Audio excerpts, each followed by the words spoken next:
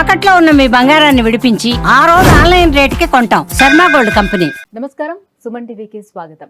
2025 ఫిబ్రవరి మాసం ద్వాదశ రాశుల వారికి గ్రహ సంచారానుసారం ఏ రకంగా ఉండిపోతుంది, ఆయా రాశుల వారికి ఎటువంటి పరిహారాలను పాటించుకోవాలి, ఈ అంశాలను తెలియజేసేందుకు మనతో పాటు ఉన్నారు ప్రముఖ జ్యోతిష మరియు వాస్తువేదిక నిపుణురాలు, దేవి ఉపాసకురాలు శ్రీమతి జయప్రద గారు. అమ్మ నమస్కారం. నమస్తే అమ్మ, శ్రీమాత్రి నమః. అమ్మ, ద్వాదశ రాశుల వారికి ఎలా ఉండబోతుంది ఫిబ్రవరి మాసం అంతా అని తెలుసుకునే ముందుగా గ్రహాల సంచారం ఎలా ఉంది, ఎలాంటి ఫలితాలను అందిస్తున్నాయో తెలియజేయండి. సో వచ్చే మాసం ఫిబ్రవరి మాసంలో అంటే ఏంటంటే మనకి మాఘమాసం సూర్య భగవాన్ ఒక మాసం అనమాట. సో రవి భగవాన్ ఒక బలం, రవి బలం చక్కగా అన్ని ద్వాదశ రాశుల వాళ్ళకి ఉండాలంటే మాఘమాసంలో చక్కగా పూజలు, వ్రతాలు, నోములు ఎవరెవరికి ఏ అవకాశం ఉంటే కొంచెం వదులుకోకుండా చేసుకుంటూ వెళితే ద్వాదశ రాశుల వాళ్ళు బయటపడతారు.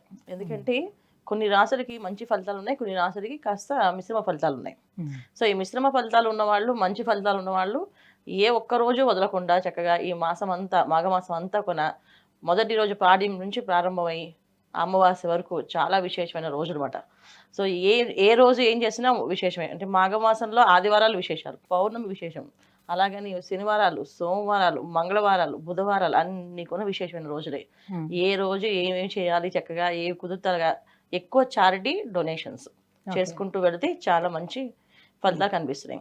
అయితే ఈ ఫిబ్రవరి మాసంలో ఎవరెవరికి బాగున్నాయి, ఎవరికి బాగాలేదని ముందుకంటే గోచారంలో ఎవరెవరు ఏ గ్రహాలు ఎక్కడెక్కడ ఉన్నాయో చూద్దాం.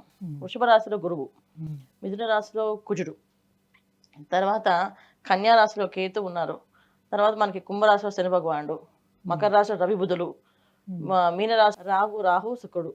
సో ఇలాగ మనకి గ్రహస్థితి అంతా గ్రహాలన్నీ ఇలా ఉన్నప్పటికీ ఏమేమవుతుందంటే ఇక్కడ ఎంత బ్రహ్మాండంగా మీనరాశిలో ఉచ్చస్థానంలో శుక్రుడు ఉన్నప్పుడు ఎన్ని భోగాలు, ఎన్ని యోగాలు ఇస్తారో, శుక్రుడితో పాటు రాహు ఉన్నారు కనుక అన్ని మాయలు, అన్ని మర్మాలు కనిపిస్తుంటాయి. అంటే మోసపోవడాలు కానీ, మోసగింపబడ్డాలు కానీ జరిగే అవకాశాలు ఎక్కువగా ఉన్నాయి కనుక జాగ్రత్తగా పరిహారాలు చేసుకుంటూ వెళితే ప్రతి పనిలోనే ఆలోచించి చేస్తే కనుక బయటపడతాం. లేకపోతే కాస్తంత ఇబ్బంది పడే అవకాశం కనిపిస్తుంది. జాగ్రత్తగా చూసుకుంటూ వెళ్ళాలి. సో మనకి మిథున రాశిలో కుజుడు అంటే ఏంటంటే జనరల్గా చాలా మందికి విచక్షణ అనేది కోల్పోవడం అనేది జరుగుతుంటుంది. ఎంత అగ్రెసివ్గా మారుతారంటే బుధుడు అంటే మిథున రాశిలో బుధుడు అధిపతి, ఆ రాశి అధిపతి. సో బుధుడు అంటే ఏంటి, మంచి తెలివితేటలు, మంచి బుద్ధి, జ్ఞానం, తెలిసిన వాళ్ళు, క్రియేటివిటీ బ్రహ్మాండంగా ఉంటుంది. అయితే ఇక్కడ కుజుడు రావడం వల్ల ఏంటంటే క్రియేటివిటీ, ఆలోచనలు అన్నీ కొంచెం ఎక్స్ట్రాడినరీగా పెరుగుతాయి. అయిపోవాలి, ఇప్పుడు అయిపోవాలి మరి అంటే విచక్షణ కోల్పోతారు. విచక్షణ అనేది కోల్పోయి వాళ్ళు చేయాల్సిన పని నాకు ఇప్పుడు కావాల్సింది, ఇప్పుడు అవ్వాల్సింది అని చెప్పి కొన్ని ప్రమాదాలకి, కొంత మనుషుల తత్వాలకి మారడానికి కారణము ఇదంతా కూడా కుజుడు కారకుడు కనుక. ఎన్ని రోజుల వరకు ఉంటాడు మేడం కుజుడు? చాలా రోజులు ఉంటారు. ఫిబ్రవరి మాసం అంతా మిథున రాశిలోనే ఉంటున్నాడు ఆయన. సో అందుకని ఆయన ఆల్రెడీ వచ్చేసి మిథున రాశిలోనే ఉన్నారు ఆయన. జనవరి 20 నుంచి మారిపోయి మిథున రాశిలో ఉంటున్నారు ఆయన. దానివల్ల ఏంటంటే జాగ్రత్తగా ఉండడం, మెయిన్ వాహనాలు నడిపినప్పుడు జాగ్రత్తగా ఉండడం, బయటకు వెళ్ళేటప్పుడు మంచి శుభశకనాలు చూసుకుని వెళ్ళడం చాలా ముఖ్యమైన అవసరం అందరికీ. ద్వాదశ రాశులు అందరికీ కూడా ఈ జాగ్రత్తగా చూసుకుంటూ ఆచితూచి వెళ్తూ ఉంటే ఏ ఒక్కరికి ఏ ప్రమాదం జరగకుండా క్షేమంగా ఇంటికి వస్తుంటారు. ఇది చూసుకోవాల్సింది. మేడం, మరి ఈ ఫిబ్రవరి మాసం సింహరాశి వారికి ఎలా ఉండబోతుంది? సో ప్రస్తుతానికైతే గురువు అనుకూలంగానే ఉన్నాడు. సో ఈ మాసం కూడా గురువు అదే కంటిన్యూ అవుతున్నాడా, ఎలాంటి ఫలితాన్ని ఇస్తున్నాడు? తప్పకుండా సింహరాశి వాళ్ళకి చాలా రోజుల నుంచి గురువు అనుగ్రహం బాగానే ఉంది వీళ్ళకి. ఎందుకంటే గత సంవత్సరం కంటే ఈ సంవత్సరం వీళ్ళకి అన్ని అనుకూలంగా కనిపిస్తున్నాయి. అయితే ఈ మాఘమాసంలో వాళ్ళకి రాశాధిపతి రవి భగవానుడు ఒక మాసం అది.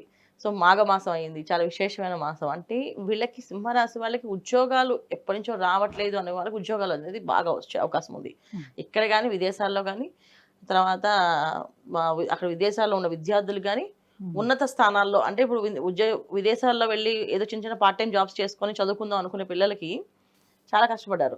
సో ఇప్పుడు ఏంటంటే అక్కడ మంచి కంఫర్టబుల్ జాబు, కంఫర్టబుల్ టైమింగ్స్, చదువు అనేది రెండు జరుగుతాయి, రెండు సాగుతాయి. సో వీళ్ళకి అన్నీ కూడా చాలా చాలా అనుకూలంగా ఈ ఫిబ్రవరి మాసం అంతా అనుకూలంగానే ఉంది. సో ఉద్యోగాలు బాగున్నాయి, వ్యాపారం బాగుంది, వ్యాపార అభివృద్ధి ఉంది, కొత్త కొత్త వాళ్ళ పరిచయాలు అవుతాయి, కొత్త కొత్త వాళ్ళ సహకారాలు అంటే బంధువులు సహకారాలన్నీ అందుకుంటే అవకాశం ఎక్కువగా ఉంది వీళ్ళకి. స్నేహితులు తోడుండే అవకాశం ఉంది సింహరాశి వాళ్ళకి ఈ మాసం అంతా. ఎంత అనుకూలంగా ఉంది అంటే చిన్న వ్యాపారం జరగట్లేదంటే దానికి పెట్టుబడి పెట్టి పెద్దది చేయడము, లేదా అది కాకుండా వేరే వ్యాపారం చేయడము, ఇలాంటి క్రియేటివిటీ ఆలోచన అన్నీ కూడా వీళ్ళకి చక్కగా మెరుగైన ఫలితాలు కనిపిస్తున్నాయి.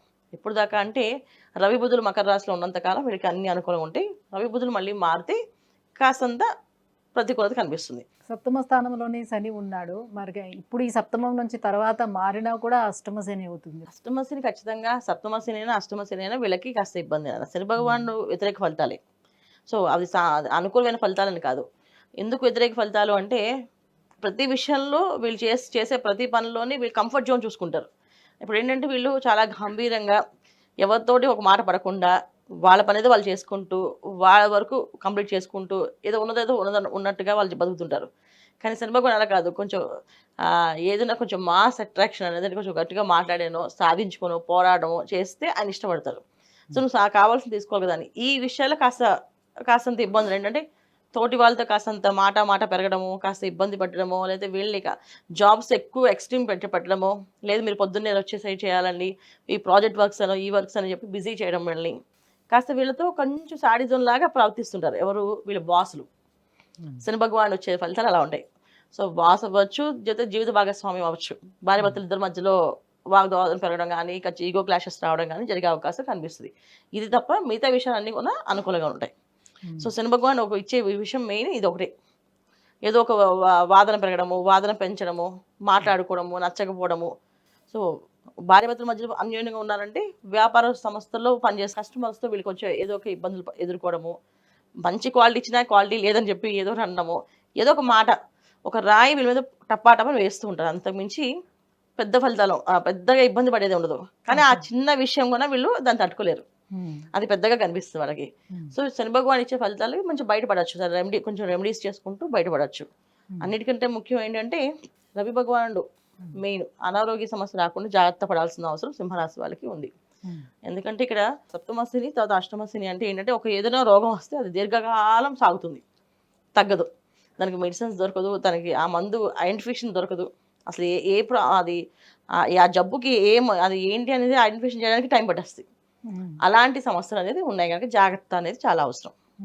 మరి ఈ సింహరాశి వారు ఈ ఇబ్బందుల నుంచి బయటపడేందుకు సో ఎలాంటి పరిహారాలని పాటించుకోవాలి? నిరంతరం ఏ దైవారాధన చేసుకుంటే మెరుగైన ఫలితాలు వెలుకుంటాయి?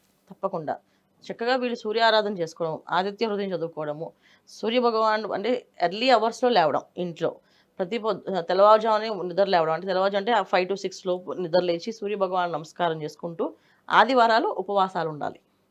సో ఆదివారం ఉపవాసం ఉండలేని వాళ్ళు ఆదివారం శాకాహారాన్ని తీసుకోవడం, ఒక పూటైనా ఉపవాసం, ఒక పూట అన్నం తిని ఇంకొక పూట పలహారం ఏదైనా తీసుకోవడం.